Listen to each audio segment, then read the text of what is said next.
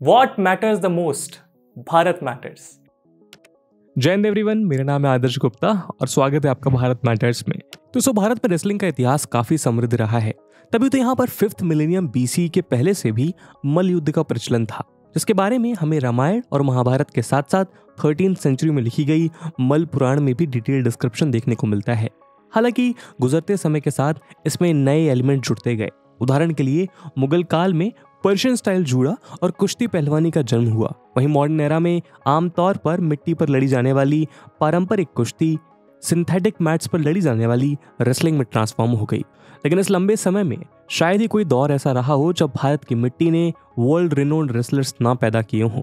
After all, India के पहले wrestling superstar गुलाम मोहम्मद बख्श उर्फ गामा पहलवान और 1952 के हेलसिंकी ओलंपिक में पदक विजेता खाशाबा दादा साहेब जाधव से लेकर 2021 ओस्लो वर्ल्ड चैंपियनशिप में पदक जीतने वाली पहली Indian women wrestler Anshu Malik तक भारत का इतिहास ऐसे सितारों से भरा पड़ा है।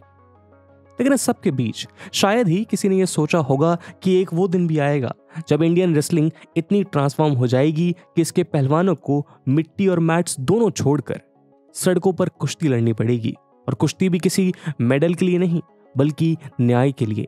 जी हाँ, बीते लगभग 4 महीनों से भारतीय पहलवानों का एक दल इसी तरह की कुश्ती लड़ता देखा जा रहा है, जहां वो अपनी फेडरेशन और सरकार से लेकर पुलिस और कोर्ट तक सबसे न्याय के लिए गुहार लगाता देखा जा रहा है। इस बीच इन पहलवानों ने न्याय के लिए हर दरवाजा खटखटा के देख लिया, लेकिन ये युद्ध है कि खत्म होने का नाम नहीं ले रहा। हाँ, लेकिन इस सब के बीच जो एक नाम सुनाई दे रहा है वो है रेसलिंग फेडरेशन ऑफ इंडिया के अध्यक्ष और कैसरगंज से बीजेपी के MP बाहुबली नेता ब्रजभूषण शरण सिंह का, जिन पर बहुत सी महिला पहलवानों के साथ शारीरिक शोषण करने के गंभीर आरोप लगाए जा रहे हैं, जिसमें से एक पहलवान माइनर भी है। इसी सिलसिले में सुप्रीम कोर्ट के इंटरवेंशन के बाद उनके खिलाफ 2 FIRs भी दर्ज हो चुकी हैं। लेकिन वहीं दूसरी ओर ब्रजभूषण शरण सिंह 2023 तक खुद को बेकसूर और पहलवानों के सारे आंदोलन को एक राजनीतिक साजिश बता रहे हैं। तो आखिर क्या है ये पूरा मामला? आइए आज हम इसे ठीक से समझने की कोशिश करते हैं और साथ ही ये भी जानने का प्रयास करते हैं कि आखिर वो क्या कारण है कि अखाड़े की मिट्टी को इज्जत देने वाले ये पहलवान आज सड़कों की धूल छानने पर मजबूर हो गए हैं। लेकिन आगे बढ़ने से पहले मैं आपको बता दूं कि इस वीडियो की इंपॉर्टेंस UPSC मेंस के GS पेपर 1 के सोशल इश्यूज और GS पेपर 2 के गवर्नेंस सेक्शन के लिहाज से काफी इंपॉर्टेंट है। इसके बारे में हम वीडियो के अंत में और भी बात करेंगे, पर फिलहाल के लिए अपने डिस्कशन को हम आगे बढ़ाते हैं। आइए सबसे पहले इस इवेंट की टाइमलाइन को समझ लेते हैं। 18 जनवरी 2023 इंडिया के टॉप मोस्ट रेसलर, जिनमें बजरंग पूनिया, दिनेश फोगाट, अंशु मलिक और साक्षी मलिक जैसे नाम शामिल थे, उन्होंने नई दिल्ली के जंतर मंतर पर एक प्रोटेस्ट शुरू किया, जिसमें देश के बहुत से पहलवानों ने भी हिस्सा लिया। इनका आरोप था कि रेसलर्स फेडरेशन ऑफ इंडिया के चीफ ब्रजभूषण शरण सिंह और WFI के कुछ अननेम्ड कोचेस विमेन एथलीट्स के सेक्सुअल अब्यूज में शामिल हैं। हालांकि इन एलिगेशंस के सामने आते ही ब्रजभूषण सिंह ने इन सभी आरोपों को सिरे से नकार दिया। लेकिन स्पोर्ट्स मिनिस्ट्री ने तुरंत एक्शन लेते हुए WFI से एक्सप्लेनेशन मांगा और 72 घंटे के भीतर अपना रिप्लाई फर्निश करने के आदेश जारी कर दिए। 19 जनवरी 2023 प्रोटेस्ट के लगातार दूसरे दिन भी स्पोर्ट्स मिनिस्ट्री से केवल आश्वासन मिलने के कारण रेसलर्स नाराज थे। उनकी मांग थी कि जल्द से जल्द रेसलिंग फेडरेशन ऑफ इंडिया और उसके स्टेट एसोसिएशंस की सिरे से जांच की जाए। साथ ही इनमें फैले मिसमैनेजमेंट को रोकने के लिए इन सभी बॉडीज को डीफंक करके रेसलिंग फेडरेशन की एक फ्रेश मैकेनिज्म एस्टैब्लिश की जाए।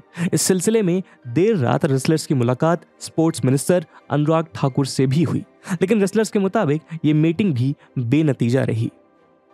20 जनवरी 2023 रेसलर्स की Indian Olympic association president PT Usha से रिटन डिमांड के बाद IOA द्वारा सेक्सुअल हैरेसमेंट के एलिगेशंस को प्रॉबल करने के लिए एक 7 मेंबर कमेटी का गठन किया गया। इस कमेटी में मैरी कॉम, योगेश्वर दत्त, डोला बनर्जी और अलकनंदा अशोक जैसे 4 athletes, Indian weight lifting federation के प्रेसिडेंट सहदेव यादव और 2 एडवोकेट्स भी शामिल थे।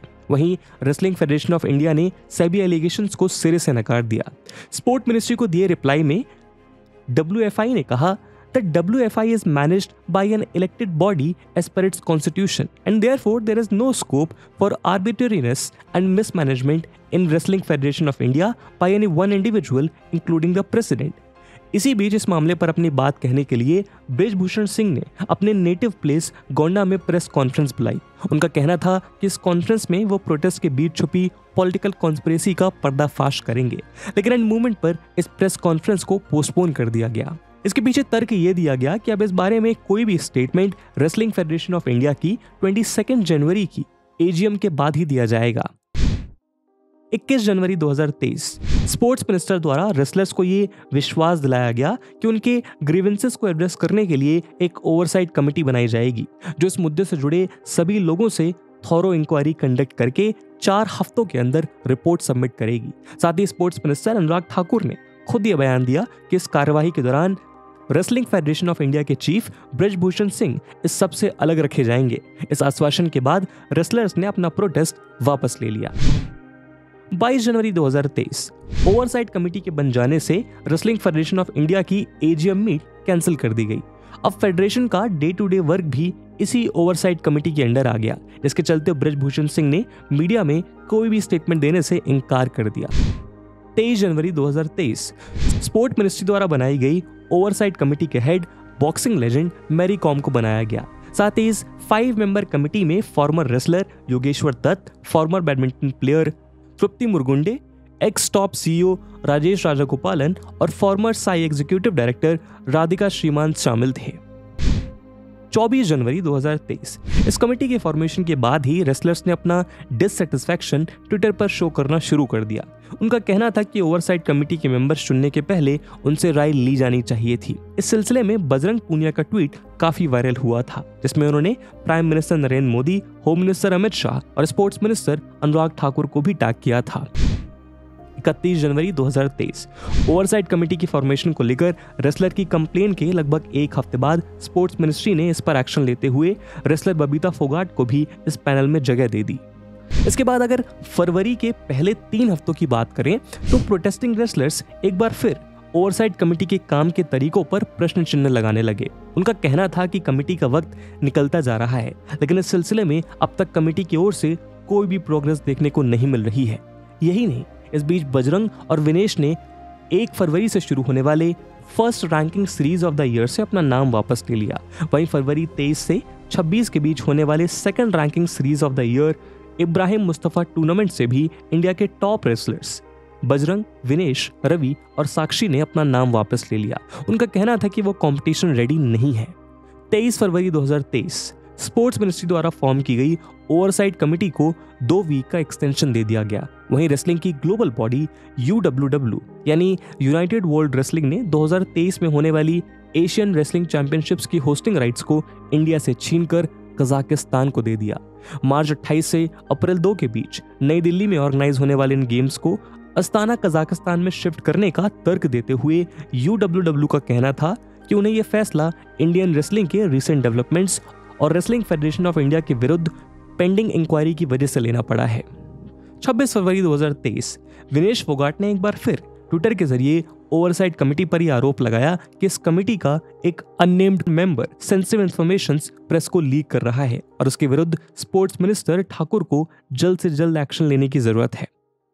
21 मार्च 2023 ministry of youth affairs and sports और टारगेट ओलंपिक पोडियम स्कीम ने बजरंग और विनेश की इंटरनेशनल ट्रेनिंग कैंप की रिक्वेस्ट को अप्रूव कर दिया, जिसके बाद बजरंग को किर्गिस्तान में 16 दिन के लिए और विनेश को ट्रेनिंग के लिए 11 दिनों के लिए ओलंपिक प्रिपरेशन सेंटर इन स्पाला पोलैंड जाने की अनुमति मिल गई। अब आता है अप्रैल का महीना। 8 अप्रैल 2023 ESPN को दिए एक इंटरव्यू में विनेश ने अपने फॉरेन टूर को स्किप करने की बात कही। उनका कहना था कि कंट्री में रेसलिंग के मिसमैनेजमेंट और सेक्सुअल हैरेसमेंट जैसे सीरियस एलिगेशन के बीच वो फॉरेन जाकर ट्रेनिंग करने के बारे में नहीं सोच सकती, बल्कि ऐसे समय में उनके लिए अपने देश में रुककर अपनी कंप्लेन और उससे जुड़े डेवलपमेंट्स को ट्रैक करना ज्यादा जरूरी है। अगर वो फेडरेशन के खिलाफ अपनी लड़ाई जीत जाती हैं तो ये भी उनके लिए किसी मेडल से कम नहीं होगा। 9 अप्रैल 2023 अस्ताना कजाकिस्तान में एशियन रेसलिंग चैंपियनशिप्स भारत की ओर से सबसे मजबूत ट्रायो बजरंग, रवि और विनेश के बिना ही शुरू हो गया। कारण ये था कि इन तीनों ने ही इस चैंपियनशिप के ट्रायल्स में हिस्सा ही नहीं लिया, जिससे ये इवेंट के लिए क्वालिफाई नहीं हो पाए। दोस्तों, आपको लग रहा होगा कि हम टाइमलाइन की बात क्यों कर रहे हैं, पर इस पूरे इवेंट को समझने के लिए टाइमलाइन बेहद इंपॉर्टेंट है। 16 अप्रैल 2023 इस बीच बृजभूषण सिंह का ये बयान आया कि अब वो 7 मई को होने वाली wrestling federation of Indian president के इलेक्शन में कॉन्टेस्ट नहीं करेंगे। लेकिन यहाँ दिलचस्प बात यह है कि रेसलिंग फेडरेशन ऑफ इंडिया के प्रेसिडेंट के तौर पर 3 टर्म पूरे कर चुके बृजभूषण सिंह इस इलेक्शन के लिए वैसे भी एलिजिबल नहीं है, क्योंकि स्पोर्ट्स कोड के मुताबिक 12 साल प्रेसिडेंट बने रहने के बाद फिर से इलेक्शन लड़ने के लिए कम से कम 4 साल का कूलिंग ऑफ पीरियड सर्व करना पड़ता है। हालांकि रूल्स के मुताबिक वो WFI के दूसरे ऑफिशियल रोल्स के लिए इलेक्शन में खड़े हो सकते हैं। वहीं अपने इस बयान के बाद बृजभूषण का क्लैरिफिकेशन आया, जिसमें उन्होंने कहा कि उन्होंने रेसलिंग फेडरेशन ऑफ इंडिया के प्रेसिडेंट के इलेक्शन में खड़े होने से मना किया है, किसी और रोल के लिए नहीं। 17 अप्रैल 2023। इसी बीच बृजभूषण सिंह के नेटिव रीजन गोंडा में रेसलिंग की under 17 national cadet championships organize की गई, जहां रेसलिंग फेडरेशन ऑफ इंडिया से टेम्परेरी दूर रखे जा रहे बृजभूषण सिंह न केवल एक बार फिर दिखाई दिए, बल्कि खिलाड़ियों से मिलते जुलते और उनके साथ तस्वीरें खिंचवाते भी देखे गए। इस पर विनेश फोगाट ने ट्वीट करके सख्त ऐतराज जताया। 23 अप्रैल 2023। अपने प्रोटेस्ट के लगभग 3 महीने बीत जाने के बाद भी कोई हल न निकलता देख एक बार फिर इंडिया के टॉप रेसलर्स ने इंडिया के जंतर मंतर पर अपना धरना शुरू कर दिया। उनका कहना था कि सरकार अलग अलग कमिटीज बनाने की आड़ में बस इस मामले को ठंडे बस्ते में डालने का काम कर रही है। यही नहीं, उनका आरोप था कि बृजभूषण सिंह ने कुल 7 विमेन रेसलर्स को सेक्सुअली हैरेस किया है, जिसमें एक माइनर भी शामिल है। इसके सिलसिले में 2 दिन पहले कनॉट प्लेस पुलिस स्टेशन में कंप्लेंट फाइल करने के बाद भी पुलिस ने उनकी FIR अब तक दर्ज नहीं करी है। 25 अप्रैल 2023। विमेन रेसलर के सेक्सुअल हैरेसमेंट से जुड़े इस मामले की गंभीरता को समझते हुए सुप्रीम कोर्ट ने इन एलिगेशन से जुड़ी पिटीशन को सुनने का फैसला किया। Chief justice of India DY Chandrachud की अध्यक्षता वाली बेंच ने इस मुद्दे पर केस फाइल करने की हिदायत दी, साथ ही रेलेवेंट अथॉरिटीज को नोटिस भी जारी कर दिया। इसी बीच इस पूरे प्रोटेस्ट को लीड कर रहे बजरंग पूनिया, विनेश फोगाट और साक्षी मलिक ने प्राइम मिनिस्टर नरेंद्र मोदी के साथ साथ विमेन अफेयर से जुड़े मिनिस्टर से यह अपील शुरू की कि वो जल्द ही इस मुद्दे पर कोई एक्शन ले। साथ ही उन्होंने PM से कुछ तीखे सवाल पूछते हुए कहा कि एक तरफ बेटी बचाओ बेटी पढ़ाओ की बात कर रही सरकार आज उनके मन की बात सुनने में इतनी देर क्यों लगा रही है। 27 अप्रैल।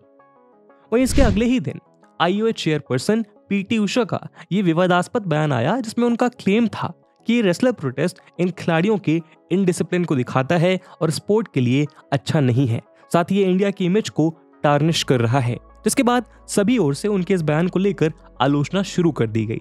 इसी बीच फिजियो परमजीत मलिक ने भी सामने आकर बताया कि 4-5 रेसलर्स ने उनसे 2014 में साई लखनऊ फैसिलिटी में सेक्सुअल हैरेसमेंट की बात कबूली थी, जिसके रिगार्डिंग जब उन्होंने आवाज उठाई थी तो उन्हें जॉब से डिसमिस कर दिया गया था। वहीं अब तक पॉलिटिकल रहा ये प्रोटेस्ट अब पॉलिटिकल होने लगा था, जिसमें अलग अलग पार्टीज की ओर से इसके समर्थन में स्वर बुलंद होने लगे। साथ ही प्रियंका गांधी और अरविंद केजरीवाल जैसे चेहरे धरना स्थल पर पहुंचने लगे। वहीं इंडिया के लिए ओलंपिक्स में गोल्ड मेडल जीतने वाले Neeraj Chopra, ace boxer Nikhat Zareen, tennis star Sania Mirza, hockey player Rani Rampal, renowned former cricketers Kapil Dev, Virender Sehwag, Harbhajan Singh, Irfan Pathan, Madan Lal और नवजोत सिंह सिद्धू जैसे नाम भी रेसलर्स के सपोर्ट में उतर आए। 28 अप्रैल 2023। सुप्रीम कोर्ट के इंटरवेंशन के बाद दिल्ली पुलिस ने बृजभूषण शरण सिंह के खिलाफ 2 FIR रजिस्टर कर ली, जिसमें पहली FIR माइनर रेसलर से जुड़े एलिगेशन के कॉन्टेक्स्ट में पॉक्सो एक्ट के अंडर रजिस्टर हुई, तो वहीं दूसरी 6 रेसलर्स को सेक्सुअली हैरेस करने के केस में आउटरेजिंग मॉडेस्टी के रिगार्डिंग हुई। हालांकि धरने पर बैठे रेसलर्स ने इस स्टेप का अभिवादन किया और इसे अपनी जीत की राह में पहला स्टेप माना, लेकिन उनकी मांग थी कि जल्द से जल्द सिंह को सभी पोस्ट से डिसमिस करके उनकी गिरफ्तारी के आदेश दे दिए जाएं। वहीं इसके ठीक बाद बृजभूषण शरण सिंह का एक बार फिर बयान सामने आया, जिसमें उसने कहा कि उसे सुप्रीम कोर्ट ऑफ इंडिया और दिल्ली पुलिस पर पूरा भरोसा है और वो उनकी जांच में अपना कोऑपरेशन देंगे, लेकिन इसके साथ ही उनका कहना था कि वो एक अपराधी के रूप में अपने पद से इस्तीफा नहीं देंगे। तो दोस्तों, ये थी इस मामले की पूरी टाइमलाइन। ये टाइमलाइन इसलिए जरूरी थी कि आपको एक पूरा ओवरव्यू मिले कि स्टार्टिंग से लेकर एंड तक हुआ क्या है, इस पूरे इवेंट के मुख्य किरदार कौन है। इस पूरे इवेंट को सुन के आपके मन में एक प्रश्न जरूर उठ रहा होगा कि आखिर ये बृजभूषण शरण सिंह है कौन। तो चलिए आपका परिचय इससे करवाते हैं।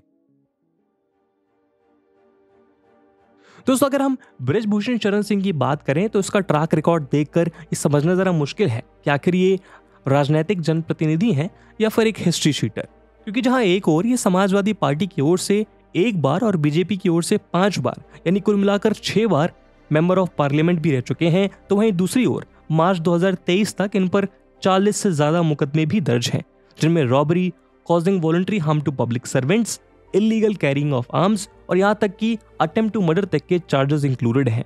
वहीं ललन टॉप में दिए अपने एक इंटरव्यू में बृजभूषण शरण सिंह ने एक मर्डर करने की बात भी ऑन रिकॉर्ड कबूल की। खैर, शायद ये भारत की सबसे बड़ी विडंबना है कि इस तरह के लोगों को भारतीय राजनीति रंगमंच पर बाहुबली के तौर पर जाना जाता है। अगर हम बृजभूषण सिंह के पॉलिटिकल करियर की बात करें तो कॉलेज के दिनों से ही बृजभूषण छात्र राजनीति में सक्रिय थे। 70 के दशक में KS साकेत महाविद्यालय अयोध्या में महामंत्री बने। स्थानीय पत्रकार बताते हैं कि छात्र राजनीति के दौरान ही कॉलेज के किसी मामले में उन्होंने हैंड ग्रेनेड चला दिया था, जिसके बाद उनका नाम उछला और फिर राजनीति में वो सक्रिय होते गए। जिसके बाद उत्तर प्रदेश की राजनीति में अपना पहला कदम राजा आनंद सिंह के अंडर ही रखा था, लेकिन 1989 आते आते वो राम मंदिर मूवमेंट से सीधे जुड़ गए। इसके बाद अपनी ही तरह की मंडल कमंडल पॉलिटिक्स यानी कास्ट और रिलीजन बेस्ड पॉलिटिक्स के दम पर सिंह पहली बार 1991 में बीजेपी की टिकट पर गोंडा सीट से चुनकर लोकसभा में जा पहुंचा। एक इंटरव्यू के दौरान बृजभूषण सिंह ने खुद ये बात मानी कि दिसंबर 1992 में हुए बाबरी मस्जिद के डिमोलिशन के दौरान वो कार सेवकों के साथ शामिल थे। यही नहीं, इस केस से रिलेटेड बीजेपी के वरिष्ठ नेताओं लालकृष्ण आडवाणी, मुरली मनोहर जोशी और पूर्व मुख्यमंत्री कल्याण सिंह के साथ इस मामले में सीबीआई द्वारा बृजभूषण शरण सिंह को भी बुक किया गया था। वहीं वो ये भी बताते हैं कि इस केस में मुलायम सिंह गवर्नमेंट द्वारा की गई पहली गिरफ्तारी भी उनकी ही हुई थी, लेकिन 2020 में उन्हें सभी आरोपों से मुक्त कर दिया गया। मगर अपने आप को हिंदूवादी नेता के तौर पर स्थापित करने वाले सिंह को इसी बीच 1992 में दाऊद इब्राहिम से संबंधों की वजह से terrorist and disruptive activities prevention act यानी टाडा के अंडर काफी समय जेल में बिताना पड़ा।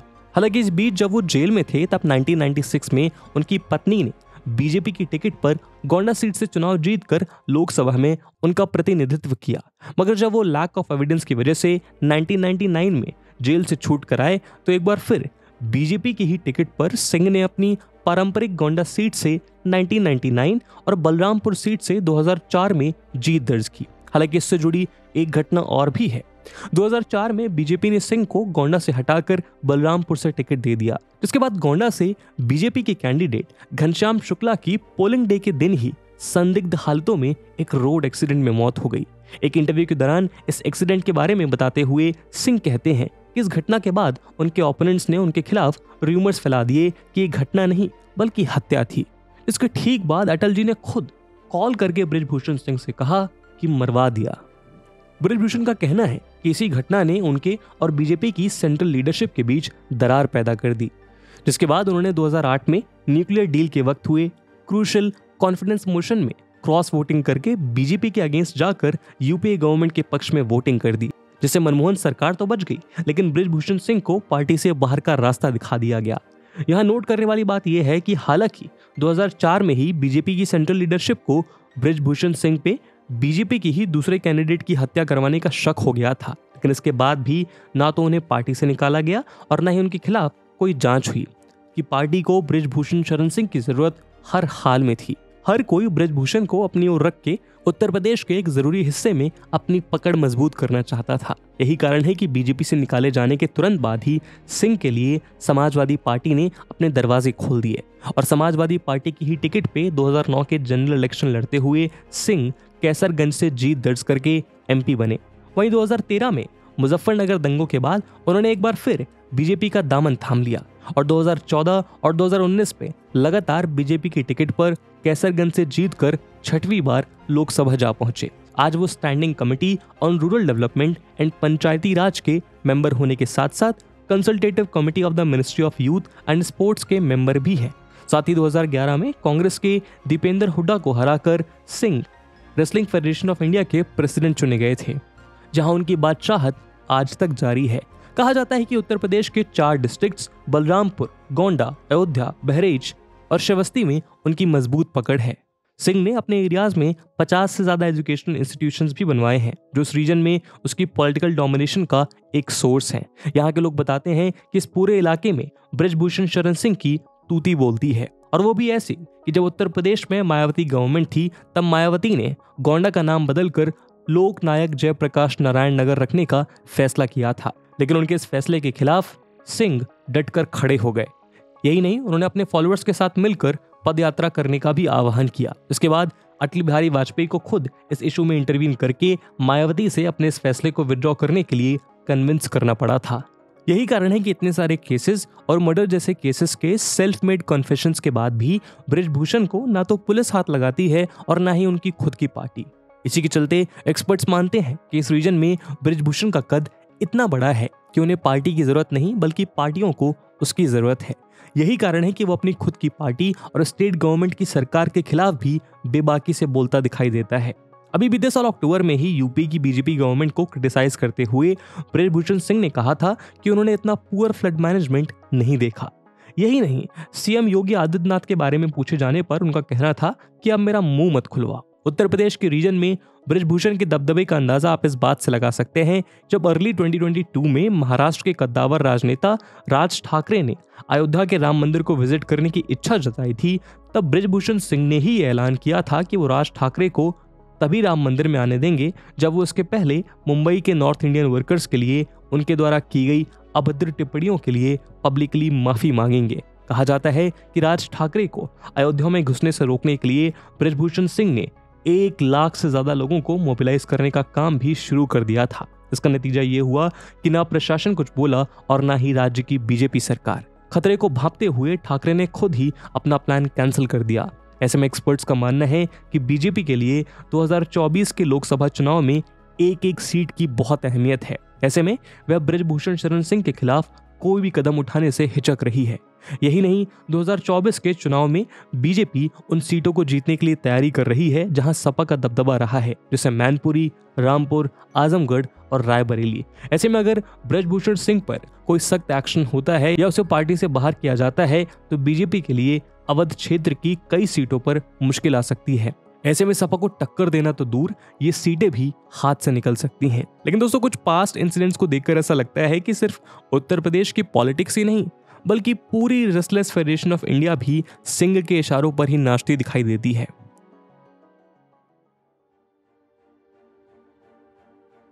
दोस्तों, सेक्सुअल हैरेसमेंट के अलावा रेसलर्स का आरोप है कि WFI में बृजभूषण सिंह अपनी मनमानी करते हैं। इसके चलते सारी फेडरेशन मिसमैनेजमेंट और ऑथोरिटेरियनशिप का शिकार है। हालांकि यह भी जांच का विषय है, मगर अगर हम उनके बयानों और पास्ट इंसिडेंट्स पर गौर करें तो उनका कंडक्ट क्वेश्चनेबल जरूर मालूम पड़ता है। फॉर एग्जाम्पल, 2021 में इंडियन एक्सप्रेस को दिए अपने एक इंटरव्यू में सिंह कहते हैं, wrestlers are not strong boys and girls, you need someone strong to control them, is there anyone stronger than me here. वही रिपोर्ट्स बताती हैं कि अक्सर फेडरेशन से जुड़े हर मुद्दे और माइनर या मेजर रेसलिंग टूर्नामेंट में सिंह का पूरा दखल होता है। वो रेफरी से लेकर जजेस तक सबको अपनी उंगली में दबा कर रखता है। उदाहरण के लिए रिपोर्ट्स बताती हैं कि जनवरी 2021 में नोएडा में चल रही एक नेशनल चैंपियनशिप के दौरान जब एक रेसलर के सपोर्टर्स प्लेइंग एरिना में एंटर कर गए, तब बृजभूषण शरण सिंह ने रेफरी से उस रेसलर को पिनलाइज करने को कहा। जवाब में रेफरी ने कहा था, रेसलिंग में इस तरह से पिनलाइज करने का कोई रूल नहीं है। लेकिन बृजभूषण शरण सिंह की बात ना मानने पर मैच के बाद रेफरी को ही सस्पेंड कर दिया गया। 2021 में ही रांची में हुए एक जूनियर लेवल रेसलिंग टूर्नामेंट के दौरान सिंह ने एक जूनियर रेसलर को स्टेज पर ही थप्पड़ लगा दिया था। ऐसे में ये बात रेसलर्स भी अच्छी तरह समझते हैं कि इंडिया में नीचे से लेकर ऊपर तक रेसलिंग किसके कंट्रोल में है। इसलिए कोई कंट्रोवर्शियल मैच करने के बाद रेसलर अक्सर जजेस के पास अपील करने के बजाय बृजभूषण के पास ही डायरेक्ट अपील लेकर जाते हैं, जो अपने मन माफिक जीत और हार का फैसला कर देता है। सिंह का फेडरेशन में दबदबा कुछ ऐसा है कि हाल ही में सिंह ने यूनियन गवर्नमेंट के सामने ही उनकी target Olympic podium TOP scheme को लेकर नाराजगी जाहिर की थी, जहां उनका कहना था कि एथलीट्स को ओलंपिक के लिए तैयार करने के लिए गवर्नमेंट को एथलीट्स से डायरेक्टली कांटेक्ट करने की कोई जरूरत नहीं है। बेहतर यही है कि स्पोर्ट्स में कमांड और कंट्रोल की हायरार्की बनी रहे। जाहिर सी बात है कि सिंह सभी खिलाड़ियों को अपने ही कंट्रोल में रखने के पक्ष में था। इसी सिलसिले में द्रोणाचार्य अवॉर्डी महावीर फोगाट का कहना था कि सिंह का ये डिक्टेटरशिप वाला एटीट्यूड ही फेडरेशन को खराब कर रहा है, जहां वो रेसलर्स की डाइट से लेकर उनके ट्रेनिंग पैटर्न तक सब में इंटरफियर करता है। यही नहीं, उनके ये भी आरोप थे कि खिलाड़ियों के स्पॉन्सरशिप के लिए आने वाला आधा पैसा भी सिंह खुद लेकर जाता है। मगर इस सब के बीच बृजभूषण शरण सिंह इस सब के पीछे एक पॉलिटिकल कॉन्स्पिरेसी की बात करता है। क्या है वो पॉलिटिकल कॉन्स्पिरेसी, इस पर भी हम एक नजर डालते हैं। जनवरी में जब पहली बार बृजभूषण सिंह के खिलाफ आरोप सामने आए तो उसका कहना था कि यदि एक भी रेसलर सामने आकर ये कह दे कि उन्होंने उसे सेक्सुअली हैरेस किया है तो वो खुद ही अपने आप को फांसी लगा लेंगे। हालांकि 29 अप्रैल को दिए उनके एक रीसेंट इंटरव्यू में सिंह इस सब को अपने खिलाफ एक पॉलिटिकली मोटिवेटेड कॉन्स्पिरेसी बताता है, जिसमें वो कहता है कि इसमें कांग्रेस पार्टी और कुछ इंडस्ट्रियलिस्ट शामिल हैं। साथ ही धरने में शामिल फोगाट परिवार पर सवाल उठाते हुए सिंह कहता है कि धरना प्रदर्शन में एक ही परिवार और एक ही अखाड़ा क्यों शामिल है, हरियाणा के अन्य खिलाड़ी क्यों शामिल नहीं है, देश के अन्य प्रांतों के खिलाड़ी इसमें क्यों शामिल नहीं है। उनका कहना है कि प्रोटेस्ट कर रहे भारत के स्टार रेसलर्स असल में वर्ल्ड टूर्नामेंट में सिलेक्शन के लिए प्रेफरेंशियल ट्रीटमेंट्स डिमांड करते हैं, जिसमें उनकी मांग होती है कि बिना नेशनल टूर्नामेंट या किसी भी तरह के सिलेक्शन चैनल से गुजरे उन्हें डायरेक्ट फाइनल्स में खिलाकर इंटरनेशनल टूर्नामेंट के लिए उन्हें सिलेक्ट किया जाए। मगर सिंह इस तरह के प्रेफरेंशियल ट्रीटमेंट के खिलाफ है और वो इन खिलाड़ियों को नेशनल्स या ओपन टूर्नामेंट के जरिए और प्रॉपर मेडिकल चेकअप के बाद ही सिलेक्ट करने का नियम सख्ती से पालन करता है। यही कारण है कि आज ये स्टार रेसलर्स उनके खिलाफ मनगढ़ंत कहानियां बना रहे हैं। खैर, प्रिजम्पशन ऑफ इनोसेंस के लीगल मैक्सिम यानी कहावत भी यही कहता है कि जब तक कोई आरोप सिद्ध ना हो जाए किसी को भी गिल्टी नहीं ठहराया जा सकता। लेकिन इस कहावत से पहले एक सवाल पूछना बहुत जरूरी है, और वो ये कि क्या बृजभूषण शरण सिंह जैसे व्यक्ति की निष्पक्ष जांच संभव है, खास तौर पर तब जब वो इतनी बड़ी बड़ी पोस्ट पर रहने के साथ साथ भारत के सबसे बड़े स्टेट और भारत की सबसे डोमिनेंट पार्टी के पावर सेंटर में बैठा है। और अगर संभव है तो फिर अब तक इस मामले की गंभीरता से जांच क्यों नहीं हुई? आखिर क्यों सरकार इस मुद्दे पर एक के बाद एक कमिटीज बना रही है लेकिन उनकी रिपोर्ट्स हैं कि बाहर आने का नाम नहीं लेती। वहीं दूसरी ओर सेक्सुअल हैरेसमेंट और पॉक्सो एक्ट के अंडर जहां एक और बिना किसी देरी के एफआईआर रजिस्टर किए जाने का प्रावधान है, तो फिर यहां पुलिस और प्रशासन द्वारा इसमें इतनी देरी क्यों की गई? जाहिर है कि मामला गंभीर है, लेकिन तंत्र है कि गंभीर होने का नाम नहीं ले रहा। दोस्तों, इस इवेंट से एक कंक्लूजन निकलता है और वो ये कि ये बात केवल बृजभूषण शरण सिंह की ही नहीं है। ये सारा मामला कहीं ना कहीं सेक्सुअल हैरेसमेंट से डील करने के लिए बनाए गए मैकेनिज्म की वीकनेस की भी कहानी बयां करता है कि क्या वाकई हमारे देश में ऐसा मैकेनिज्म मौजूद है जिसमें एक महिला अपने खिलाफ हो रहे अत्याचारों के खिलाफ आवाज उठा सकती है। आफ्टर ऑल, अभी ना तो एक एक करके पूरे परिवार को खा जाने वाले उन्नाव रेप केस को बहुत समय बीता है और ना ही खुद अपने खिलाफ सेक्सुअल हैरेसमेंट के एलिगेशंस की हियरिंग करने वाले फॉर्मर सीजीआई रंजन गोगोई से जुड़े केस को। ऐसे में सोचने वाली बात है कि ऐसे sexual harassment of women at work place prevention prohibition and redressal act या फिर कहें पॉश एक्ट 2013 का फायदा, जिसे बनने के 10 साल बीत जाने के बाद भी आज तक ठीक तरह से इंप्लीमेंट नहीं किया जा सकता है, या फिर ऐसी विशाखा गाइडलाइंस का क्या मतलब जिन्हें एस्टैब्लिश करके भुला दिया गया। क्योंकि जब तक इनके प्रॉपर इंप्लीमेंटेशन पर जोर नहीं दिया जाएगा तब तक क्या पदकवीर पहलवान और क्या आम जनता न्याय के लिए किसी का भी जोर नहीं चलेगा। लेकिन हम आशा करते हैं कि इस मामले के बाद चीजें थोड़ी दुरुस्त होंगी, लॉज में कुछ चेंजेस आएंगे और तंत्र की आंखें खुलेंगी। और इसी आशा के साथ आज के वीडियो को हम यहीं विराम देते हैं। इस मुद्दे पे आपका क्या ओपिनियन है कमेंट सेक्शन में जरूर बताइएगा। और जैसा हमने वीडियो के पहले भाग में बताया कि इस वीडियो की इंपॉर्टेंस यूपीएससी मेंस के लिहाज से काफी ज्यादा है, और उसी इंपॉर्टेंस को देखते हुए एक सवाल हम आपके लिए छोड़कर जा रहे हैं जिसको आपको कमेंट सेक्शन में आंसर करना है।